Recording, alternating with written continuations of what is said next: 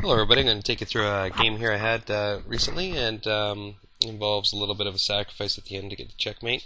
So I'm jrobi and I'm white, and I open up with e4, and my opponent plays d6. I go d4, and my opponent goes g5. I'm not too sure what he was thinking. I did have an opportunity here to take that pawn. But when I'm seeing a little bit of a different opening strategy, what I generally do is I try to really make a strong push for the center.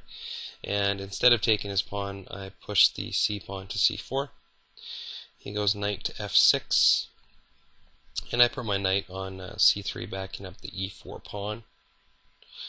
He reconnects his pawns on the g and h file, and I start to bring my other pieces out. When I was looking at the game here, I was just like, I had a good amount of room, so I just wanted to get the pieces out as quickly as I could.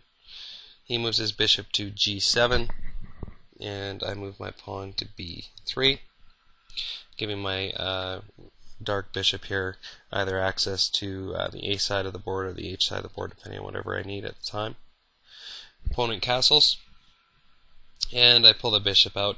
The bishop isn't protected there, but it is protecting the b4 square, which is where his knight would come down in 2 moves to try to mix things up.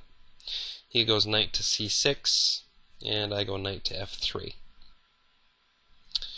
From here, he goes bishop to e6, and I castle. I've got all my pieces out now.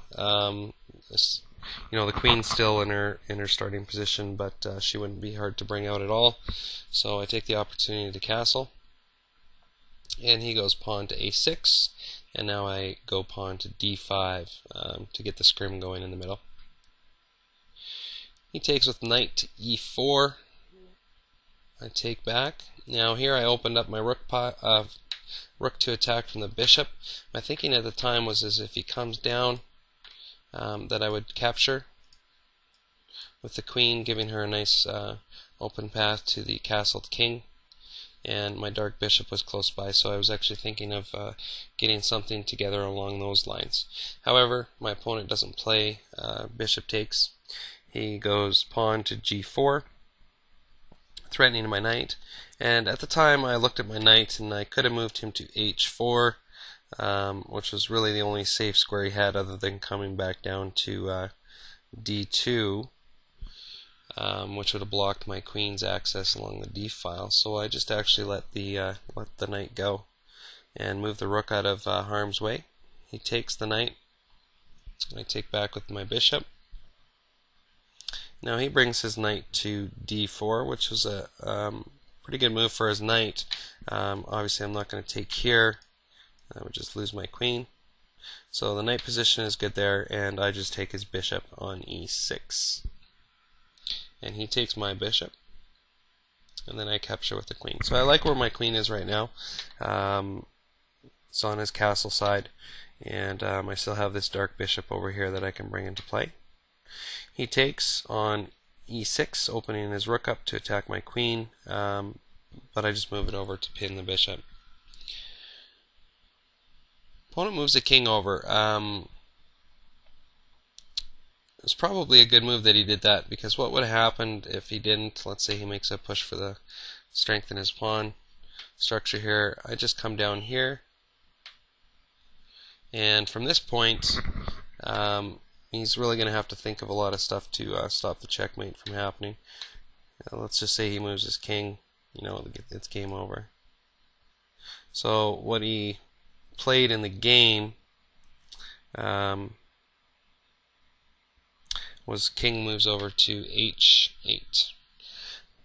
Now his bishop is able to move again. So I'm going to offer up a rook sacrifice here. See if he falls for it. My thinking was that if he does come down, take, check, checkmate. But he saw that and opted to go for pawn to d5. I take, and he takes with his queen. From this position, I just push my pawn up to f3, protecting the knight. And he brings his bishop down and puts me into check. I could have done a couple of things here. I guess I could have brought the knight back down to protect. I could have brought this rook up to protect, but what I decided to do is just pair the rooks up. So I went to rook f2, and I really liked the strength I had in my castle position here. A lot of tools I could bring to bear on various strategies. So he actually offers a queen sacrifice at this point, and I thought about it for a minute. I was trying to think exactly what he was trying to do. Generally, when I see a queen sacrifice, it means dark things are coming on the horizon. So I thought about it, but I think he just made a mistake and underestimated the strength I had in my castle position here. So I just take with the pawn. He takes my rook, and I take his bishop. And now he pulls his rook out of the way. So from here, I go check with the queen. He blocks with the rook. Take with the bishop. I like this position of my bishop here. It really puts a lot of limitations on what he can do with his a8 rook. Pushes his pawn up to block the rook, but without any protection. It's a quick take, and still the rook's pinned. Moves his rook to e8, and I come in with a check. Now, if he would have taken, that pretty much would have been game over.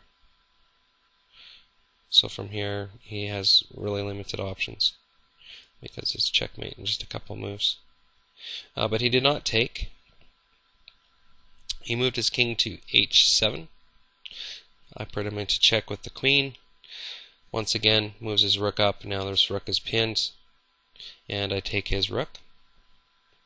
Pushes his pawn up to a5. He really doesn't have a lot of choice of moves to make here anyway. Check with the queen. Block with the rook. And from here, I just figured out a quick little rook sacrifice to win the game. Rook check. King takes. Bishop pins down rook. And from here, it was game over. Checkmate. So it's a good little game. I like some of the play that happened. And as always, if you have any comments, whether they're text comments or if you want to take the time to make a little chess video of your own showing different play that could have taken place, I definitely encourage that. So take care, and I hope you enjoy the video.